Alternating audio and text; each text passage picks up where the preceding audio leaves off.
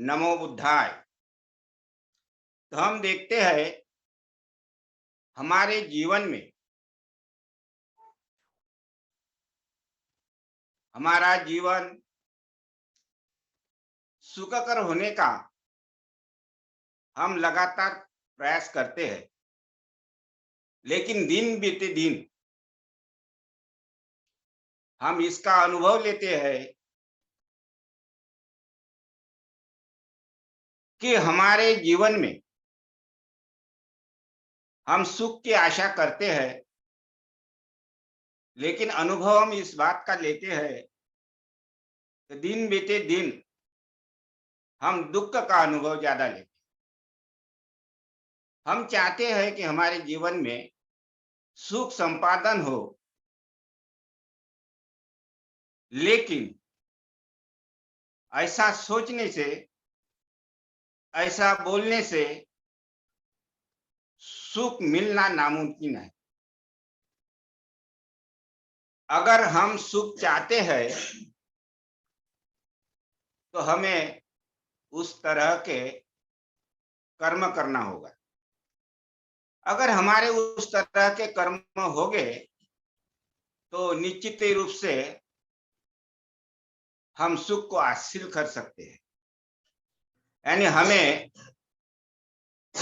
धम्म ये दर्शाता है, यही पश्चिम को ओपन आये को पच्चतंग वे धब्बे वे तो, अर्थात धम्म ये तत्काल फल देने वाला है।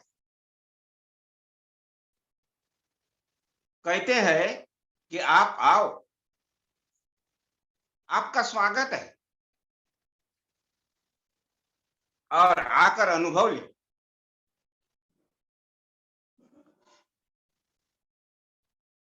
लेकिन शायद ही हमारे जीवन में हम ऐसा करते हैं। हमारे दैनिक जीवन में हम कर्म करते हैं। हर दिन हमें कर्म करना होता है। ऐसा कोई दिन नहीं है कि जिस दिन हमने कर्म ना किया हो। लेकिन जो भी हम कर्म करते हैं वो हम लौकिक भूमि पर रहकर कर्म करते हैं। यानी कि हम जो कर्म करते हैं वो लौकिक भूमि में हम कर्म करते हैं। उसमें हमारा जो इच्छा आकांक्षा ही रहती है। जो भी हम कर्म करते हैं उसमें हमारी अपेक्षा ही रहती है, और अपेक्षा अगर हमारी पूरी ना हो तो हमें दुख का अनुभव आता है, हम दुखी हो जाते हैं। हम सोच तो ये रहे हैं कि हमें सुख मिले, हम सुख से लाभान्वित हो, लेकिन जो हम कर्म करते हैं उस कर्म में हमारा हमारी अपेक्षा होने के कारण हमको दुख ही मिलता है। अपेक्षा कैसी होती है? एक मान लो कि व्यवहार के दौर पर अगर हमें किसी ने मदद की तो मदद करते वक्त ही हम ये सोच लेते हैं कि कभी हम उससे भी मदद लेंगे। और जिस वक्त ऐसा आएगा और आप मदद मांगने जाएंगे और मान लो वो इंसान के पास वो टाइम में आपको मदद करने की परिस्थिति ना हो तो क्या करेंगे? तो वहां पर भी आपको दुख होता है। हम हमारे रिश्तेदारी में देखते हैं, कोई शादी ब्याह हो, हम शादी में मान लो कि हम शादी में गए, कुछ लेके जाते हैं प्रेजेंट के तौर पर, लेकिन उसमें भी हमारा प्लस पॉइंट रहता है। हमारे मन में ये विचार आता है कि हम जो लेके जा रहे हैं और जब हमारे घर में कोई शादी हो तो उसमें भी लाने को होना, ऐसी अपेक्षा रखकर हम कर्म करते हैं और अपेक्षा पूरी ना होने के बाद हमें दुख होता है। तो अगर हमारी मैत्री वहां पे मौजूद अगर है, अगर यही कर्म हम मैत्री से करते हैं, अगर वहां हमारी मैत्री मौजूद है, तो हम निरपेक्ष निरपेक्ष से हम वो कर्म करेंगे, कोई अपेक्षा ना हो उसमें हमारी। निरपेक्ष से अगर हम कर्म करते हैं तो हमें दुख ना मिलेगा। हम चाहते हैं कि हमें सुख मिले तो सुख ही मिलेगा, अगर आपकी अपेक्षा उसमें ना हो तो। लेकिन ऐसा होना नामुमकिन है। अगर आप ऐसा कर सकते हैं, अगर ऐसा होता है तो ये बहुत ही अच्छी बात है। ये परोपकारी अंग का हम एक प्रकार आचरण करते हैं और ये बहुत ही हमारे जीवन में मायने रखते हैं। परोपकारी अंग का हम आचरण करते हैं तो हमारे खास करके आध्यात्मिक जीवन में बहुत ही मायने रखते हैं।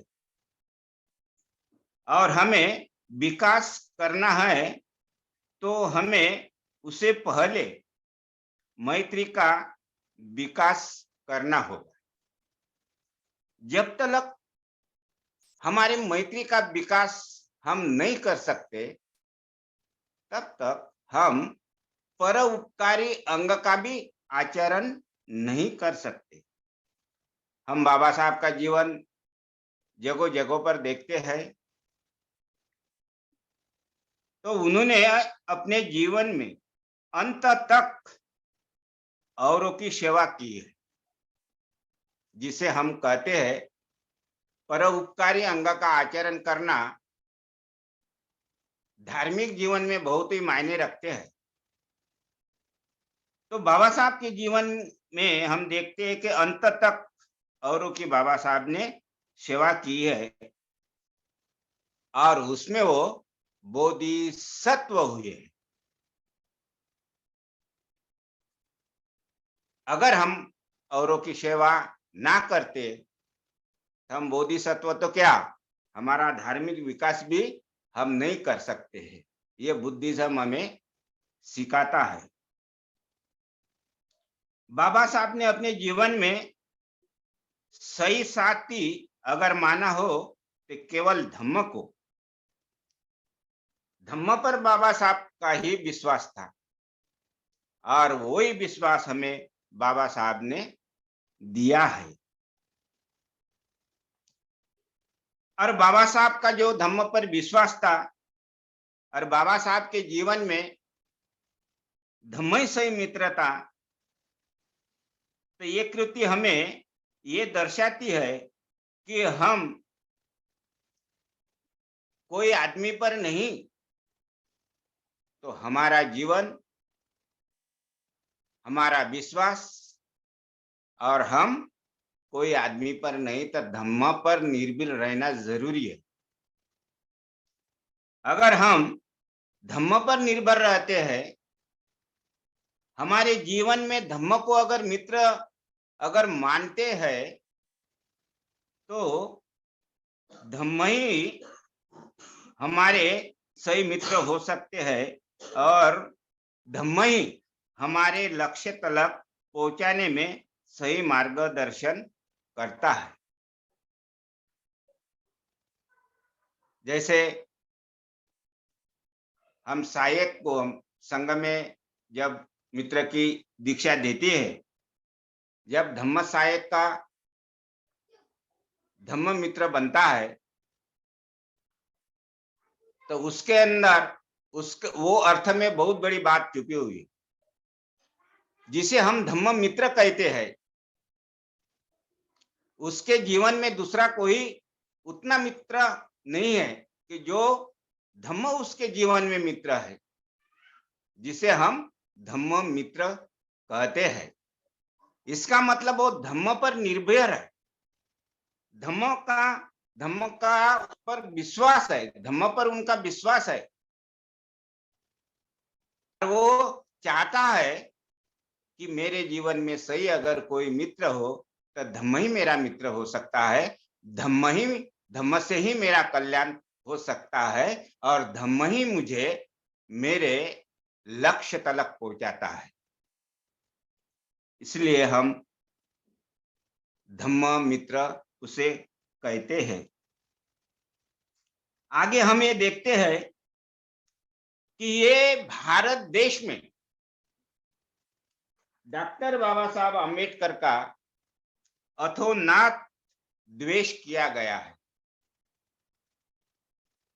इतने विद्या विभूषित है,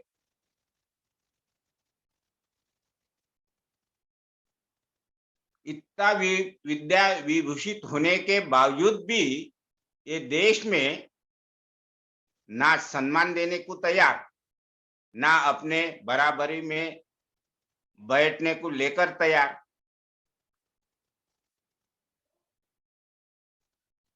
और इतना द्वेष बाबा साहब का इस देश में किया गया,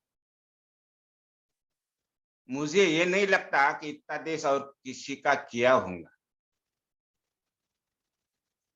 और इतना होने के बावजूद भी बाबा साहब ने उसे मैत्री से उत्तर दिया। बाबा साहब ने द्वेष नहीं किया उनका, मैत्री से उत्तर दिया। मैत्री से कैसा उत्तर दिया? क्या बाबा साहब ने ऐसा नहीं बोला कि तुम मेरा द्वेष करते हैं तो मैं तुम्हारे पे मैत्री करता हूं? बाबा साहब ने अपने कर्म से ही सिद्ध कर दिया कि आप मेरा कितना भी द्वेष करो, मेरे गुरु भगवान बुद्ध है, उन्होंने मुझे मैत्री सिखाई, करुणा सिखाई, स्वतंत्र दिया है, मैं आप पर मैत्री ही करूंगा। और बाबा साहब ने अपने कृति से सिद्ध किया है कि मैत्री कैसी की जाती है। तो हम उदाहरण के तौर पर ये देख सकते हैं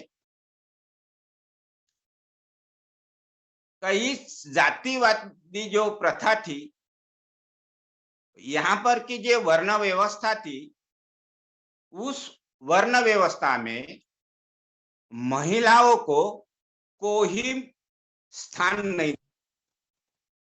महिलाओं पर जहां वहां हम देखते थे तो अन्याय ही अन्याय दिन बीते दिन होते थे। सम्मान तो बहुत बड़ी बात हो गई महिलाओं के लिए।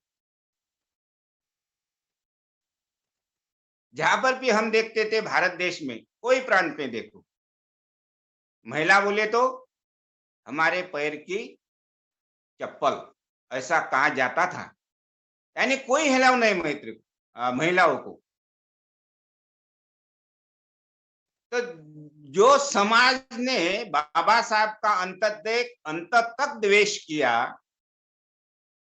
वही समाज के हित में बाबा साहब ने क्या किया? तो हिंदू कोड बिल नाम का जो बाबा साहब ने, आपने पढ़ा होगा, हिंदू कोड बिल होता वो प्रकाशित नहीं हुआ, कुछ अप्रकाशित भाग है ऐसे कहते हैं विद्वान हो। तो उसमें बाबा साहब ने महिलाओं के लिए जो प्रावधान उपलब्ध करवा के दिया वो कभी हुआ नहीं। कौन से प्रावधान बाबा साहब ने महिलाओं के पक्ष में खड़े किए? पहली बात बाबा साहब ने ये की, शिक्षा का दर्जा दिया जो नहीं था। दूसरी बात, अपने माता पिता के दौलत में लड़के के जैसा यानी पुरुष प्रधान के सा आधा हिस्सा का एक मालक बनाए। इतना ही नहीं, सरकारी नौकरी में बराबरी का दर्जा उपलब्ध करवा के दिया। अगर कोई आदमी अपने औरत को छोड़ देता है, रखना नहीं चाहता है, तो उसके पक्ष में एक कोटगी का हिस्सा, उसके कमाई का हिस्सा इसे देना हो। ये हिंदू कुटुंब में बाबा साहब ने किया। किन लोगों के लिए? जिन लोगों ने बाबा साहब का अंत तक द्वेष किया, उन लोगों के लिए ये मैत्री बाबा साहब की अपने कृति से बता दिया है कि मेरे गुरु भगवान गौतम बुद्ध से जो मैंने लिया है, ये कुशल लिया है। और इतना ही नहीं, अंत में संविधान में भी बाबा साहब ने महिलाओं के लिए प्रावधान रखा है। संविधान ने अधिकार दिया है। जिन लोगों ने उनका द्वेष किया, उन्हीं लोगों के प्रति बाबा साहब की मैत्री यहाँ पर हम स्पष्ट रूप से देख सकते हैं।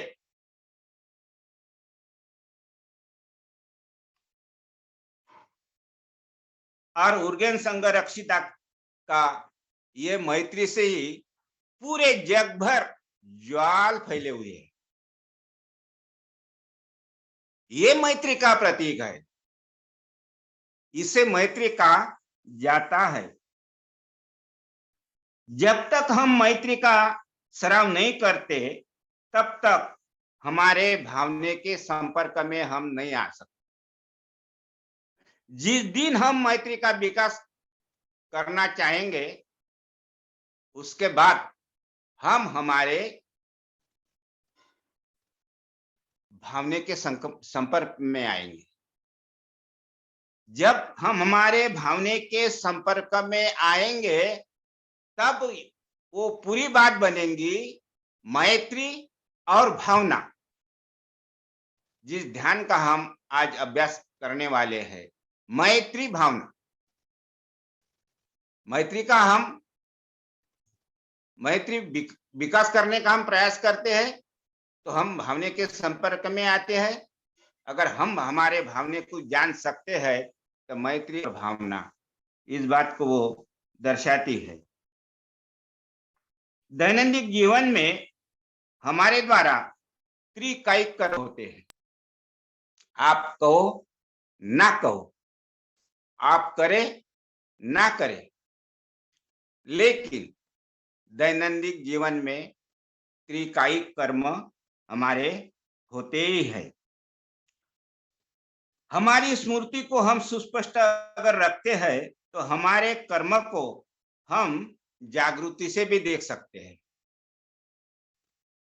अगर हम हमारे स्मृति को अगर नहीं जानते, नहीं पहचान सकते, तो हमारे कर्म जो होते हैं, इससे भी हम नहीं जान सकते। वो अजागृति में हो जाते हैं। जो भी होते वो अजागृति में होते। अगर अजागृति में जो बात होती है, वो मेरे अनुभव से तो ये अकुशलता के तरफ हमें ले जाते हैं। अगर जागृति से अगर हमारी कृति होती है, तो कुशलता के तरफ हमें ले जाती है। बाबा साहब ने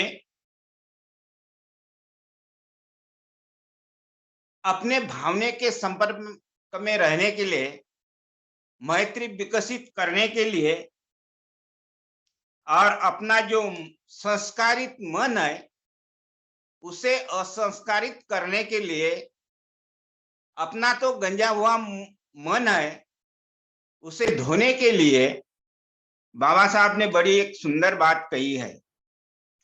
और कहते हैं वो अपने मन की मलिनता दूर करना जरूरी है।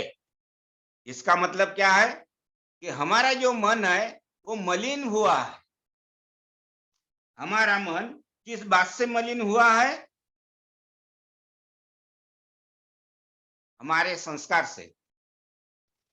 हमें जो संस्कार मिले हैं हमारे कुटुंब से, हमारे परिवार से, हमारे समाज से, जो हमें संस्कार मिले हैं वो संस्कार से हमारा जो मन है वो मलिन हुआ है। हमें स्वच्छ संस्कार नहीं मिले। अगर हमें स्वच्छ अगर संस्कार मिलते तो हम भी कुछ आज होते थे। तो बाबा साहब ने बहुत बड़ी बात कही है। कहते हैं बाबा साहब, मन की मलिनता दूर करना जरूरी है। अगर हम ये करना चाहते हैं तो किस माध्यम से हम हमारी मन की मलिनता दूर कर सकते हैं? ऐसा कौन सा माध्यम है कि मार्केट में ऐसी कोई चीज है वो लाए और हम प्राशन करें और हमारी मन की मलिनता दूर हो जाए? ऐसा होना नामुमकिन है। हमारी मन की मलिनता हमें धोना है, दूर करना है, तो मन के संपर्क में जाना पड़ेगा, मन को देखना पड़ेगा, मन में क्या चल रहा है उसको देखना पड़ेगा। और ये हम कौन से माध्यम से देख सकते हैं? इसीलिए हमें ध्यान करना जरूरी है और ध्यान से ही हमारी मन की मलिनता स्वच्छ हो सकती है, हमारी मन की मलिनता दूर हो सकती है। इस बात पर 15-20 साल पूर्व हमारे ही लोग ध्यान पर टीका करते थे। कहते थे बाबा साहब ने ध्यान करने का कहाँ लिख के रखा है? क्या बोलते थे? बाबा साहब ने ध्यान करने का कहाँ लिख के रखा है? और आगे ये भी कहते थे कि बाबा साहब ने कहाँ ध्यान किया है, तो ये लोग कर रहे हैं। अनेक प्रकार के दूसरों ने नहीं, हमारे लोगों ने टीका किया है।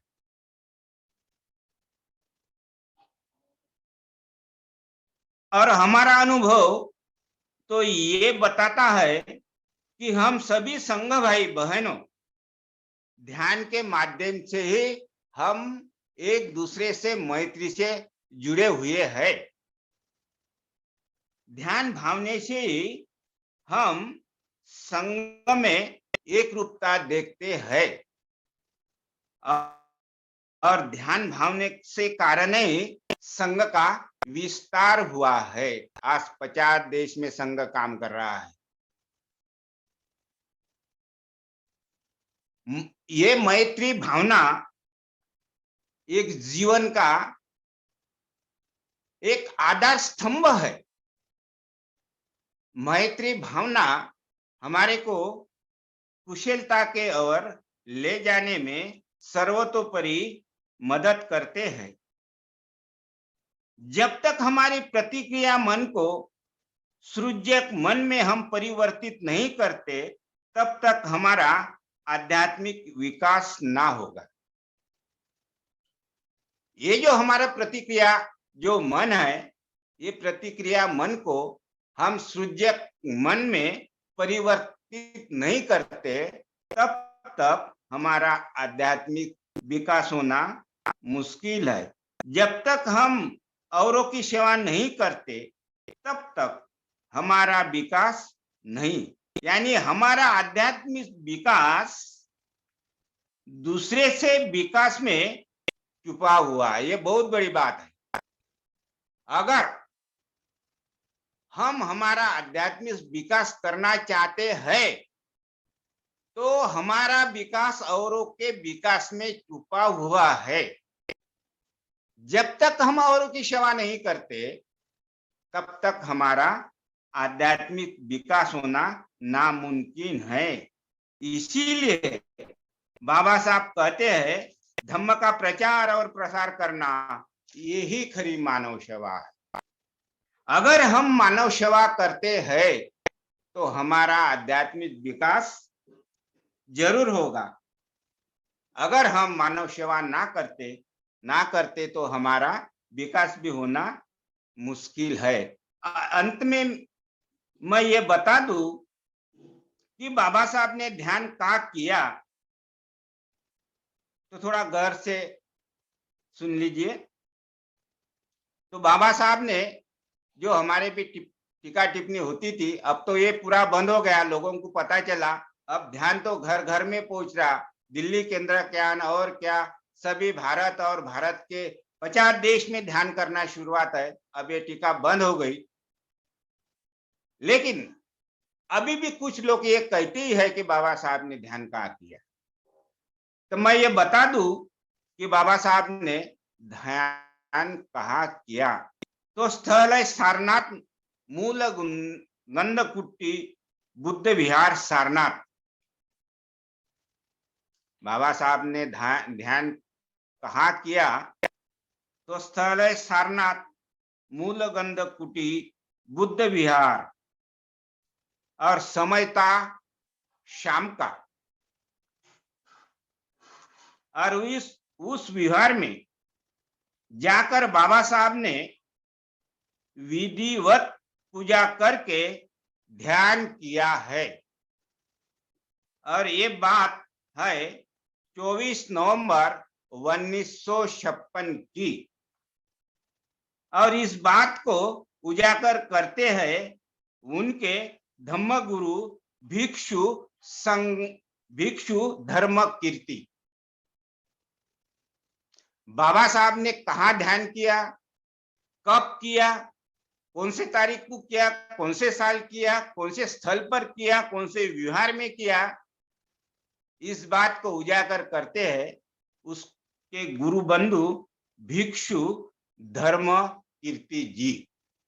तो बाबा साहब ने जो ध्यान किया वही हम अभी ध्यान करने वाले हैं। तो आगे का प्रयास हमारा ध्यान करने का होगा। तो आगे के लिए आदरणीय धम्मचारी प्रज्ञा रश्मि जी।